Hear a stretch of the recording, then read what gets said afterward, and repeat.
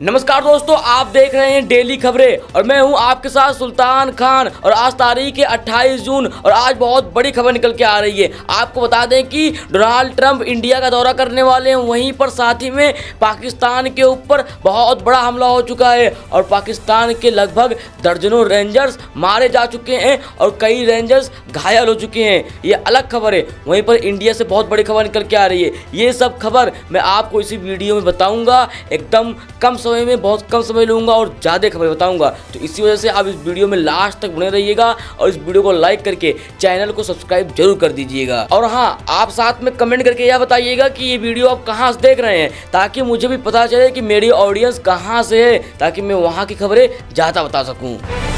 पहली खबर की बात करें, ये है अफगानिस्तान और इंडिया से। आपको बता दें कि अफगानिस्तान में इंडिया के कई बड़े शहरों में जैसे दिल्ली एनसीआर हो गया, कश्मीर हो गया और भी कई शहरों में भूकंप के झटके महसूस किए गए। मतलब इंडिया में भी भूकंप आया था और पाकिस्तान में तो भी 2 दिन पहले बहुत तगड़ा भूकंप आया था। वेनेजुएला के बारे में हम बात ही नहीं करेंगे, ज़्यादा बेहतर रहेगा, क्योंकि वहाँ पर इतना तगड़ा भूकंप आया कि हज़ारों ज़्यादा लोग मारे जा चुके हैं और न जाने कितने लोग घायल हैं और कम से कम सैकड़ों लोग तो मलबे के नीचे दबे हुए हैं, उनको निकाला ही नहीं गया है। रेस्क्यू टीम उसी में जुटी हुई है।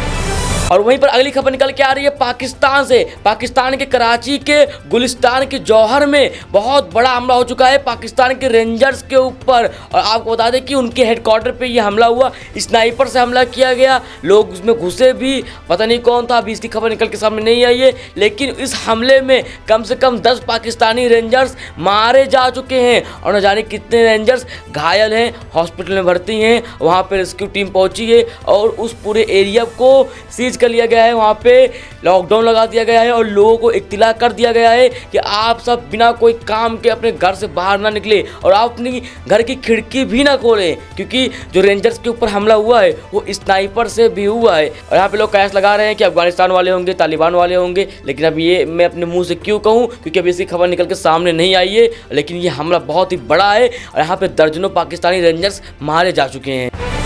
और इसी बीच खबर निकल के आ रही है वेनेजुएला से। वेनेजुएला में बहुत तगड़ा भूकंप आया था, 2 झटके महसूस किए गए, जिसमें कई सारे बिल्डिंगें गिर गई, कई सारे लोगों की मौत हो गई, कई सारे लोग घायल हो गए, हजारों लोग, और कई सारे लोग मलबे के नीचे दबे हैं। रेस्क्यू टीम जुटी हुई है उन्हें निकालने के लिए और वो मेहनत कर रही है। इसी बीच भारत ने बड़ा मदद किया है।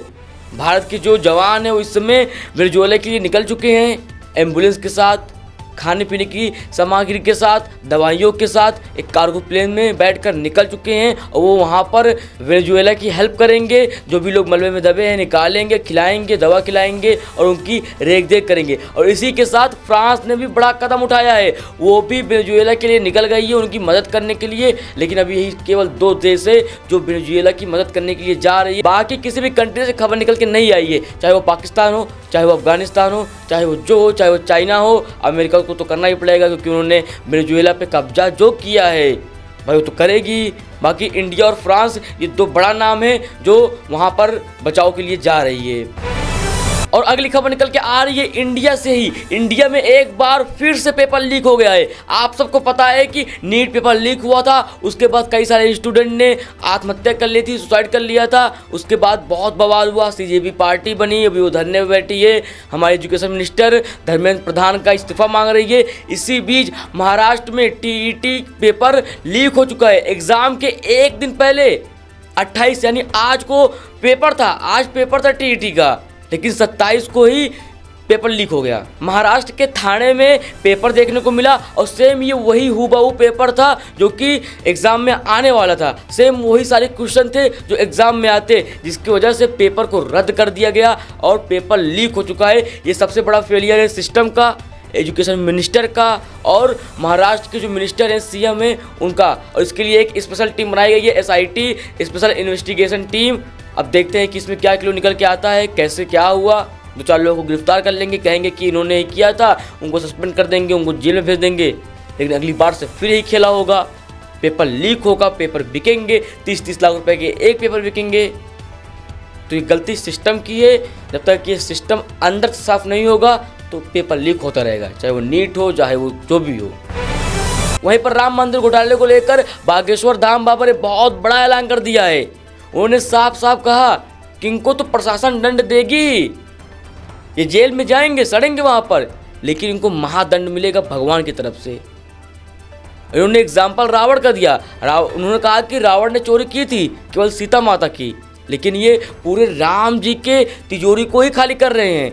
न जाने कितने सारे भक्त आते हैं, अपने मन से, अपने आस्था से, अपने श्रद्धा से कुछ रुपए देते हैं, लेकिन ये लोग उसी चीज़ से खेल रहे हैं, पैसे चुरा रहे हैं, वो भी राम मंदिर से, जिसके लिए इतना बड़ा बवाल हुआ था। बाबरी मस्जिद तोड़ी गई थी, शहीद किया गया था बाबरी मस्जिद को, और आज आप उसी मंदिर से पैसे चुरा रहे हैं, घोटाले कर रहे हैं। SIT इसकी जांच में जुटी हुई है। उन्होंने 2000 घंटे की CCTV फुटेज जब्त की है, लोगों से पूछताछ किया है। निकल के ये भी आ रहा है कि 40 दिनों में लगभग 70 बार चोरी किया गया। करोड़ रुपए का घोटाला केवल 40 दिनों में हुआ, जो कि तिजोरी से किया गया। बाकी जो अंदर अंदर हो रहा है उसकी कोई खबर नहीं है। खैर, भरत तिवारी इनकाउंटर केस आपको तो पता ही होगा कि किस तरीके से सेकंड भगत सिंह यानी भरत तिवारी को मार दिया गया, उनका इनकाउंटर कर दिया गया, जबकि वो सरेंडर कर चुके थे कि हम सरेंडर कर रहे हैं, आप मैरिज कर लीजिए, जो भी करना है कार्रवाई करिए, लेकिन इनकाउंटर मत करिए। लेकिन उसके बावजूद भी उनका इनकाउंटर किया गया और उसके ऊपर लोग सवाल उठा रहे हैं। और जब उनके परिवार वाले, उनकी माता जी मीडिया के सामने बयान देती हैं, पुलिस को गलत बताती हैं, तो वहाँ के जो SP साहब हैं वो उनको धमकी देते हैं कि जिस तरीके से मैंने तुम्हारे बेटे को मारा उसी तरीके से हम तुम्हें भी मार देंगे। मतलब ये वहाँ के प्रशासन, पुलिस कह रहे हैं, जबकि ये गलती कर बैठे हैं, ये फंसे हुए हैं, डरे हुए हैं, कहीं सस्पेंड ना हो जाए, इनके ऊपर कार्रवाई ना हो जाए। जो पटना हाई कोर्ट के जज हैं वो भी भरत तिवारी के घर पे पहुंचे थे। मतलब ये पूरी तरीके से उस समय डरे हुए हैं, और फिर भी ये उनके घर वालों को डरा रहे हैं कि आप मीडिया के सामने कोई भी बयान मत दीजिए। ये है गुंडा राज, ये साफ साफ गुंडा राज है। आप पुलिस हैं, आप जनता के नौकर हैं, उनके सेवा के लिए बने हैं। आप उन्हें धमका नहीं सकते, डरा नहीं सकते, और आप वही काम कर रहे हैं, उन्हें डरा रहे हैं, धमका रहे हैं, तो ये बहुत ही गलत बात है। वहीं अगर इंटरनेशनल खबरों की बात करें तो डोनाल्ड ट्रंप 2027 के शुरुआती महीनों में इंडिया का दौरा कर सकते हैं, ऐसा कहना है अमेरिका के फॉरेन मिनिस्टर मार्को रूबियो का। उनसे पूछा गया कि क्या डोनाल्ड ट्रंप इंडिया जाएंगे, क्योंकि मोदी जी और डोनाल्ड ट्रंप की दोस्ती तो अलग लेवल की है। सबको पता है कि दोनों खास मित्र हैं, लंगोटिया यार। तो मोदी जी तो मिलते रहते हैं, वो अमेरिका में उन्होंने मुलाकात की थी, वो फ्रांस गए थे, मुलाकात उनकी हुई थी। तो क्या अब डोनाल्ड ट्रंप खुद स्पेशली मोदी जी से मिलने के लिए आएंगे?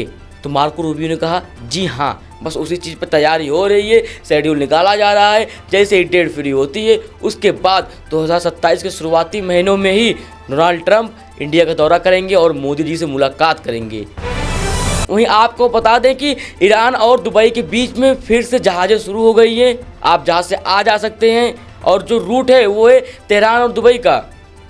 बाकी सारे रूट बंद कर दिए गए हैं। इस पे एक चार्जशीट सबमिट हो गई है कि लिखा पढ़ी में जहाज़ें चलेंगी केवल एक रूट पर, तेहरान और दुबई से। वहीं पर इंडिया की एक शर्मसार कर देने वाली खबर सामने निकल के आ रही है। लोग बीजेपी को ट्रोल करते हैं कि वो डोनाल्ड ट्रंप का साथ देती है। मोदी जी डोनाल्ड ट्रंप की तारीफें करते हुए नहीं थकते हैं। अभी एक ऑटो में अमेरिका का फ्लैग लगा था, लोग उसके ऊपर वीडियो बनाए थे कि बीजेपी सरकार ये है, बीजेपी वो है। लेकिन अब मैं आपको कांग्रेस सरकार की करतूत दिखाता हूँ। हैदराबाद में किसकी सरकार है? कांग्रेस की। वहाँ पे एक रोड बनाया गया जिसका नाम रखा गया डोनाल्ड ट्रंप से, और वहाँ के जो एम्बेसडर तो बाकायदा आते हैं, इनॉग्रेशन करते हैं, पर्दा उठाते हैं, तालियां बजती हैं, दिया जलाते हैं। उसके बाद जो रोड का नाम है वो है द डोनाल्ड ट्रंप एवेन्यू। वहाँ पे कांग्रेस की सरकार है, उसको रिट्वीट करते हुए डोनाल्ड ट्रंप ने लिखा thanks my dear friend, thanks my Modi ji, thanks my Rahul Gandhi ji. तो ये औकात है इंडिया की अमेरिका के सामने। तो ये थी कुछ आज की महत्वपूर्ण सबसे बड़ी खबरें। मुझे लगा कि ये खबर आपको बतानी चाहिए। बाकी आपको ये खबर कैसी लगी कमेंट के बताइएगा। मिलते हैं आपसे एक और नई वीडियो के साथ, तब तक के लिए जय हिंद, जय भारत। और हाँ, आप सब्सक्राइब भी हमारे चैनल को जरूर कर दीजिएगा, क्योंकि आपके सपोर्ट की बहुत ही ज़्यादा ज़रूरत है इस समय।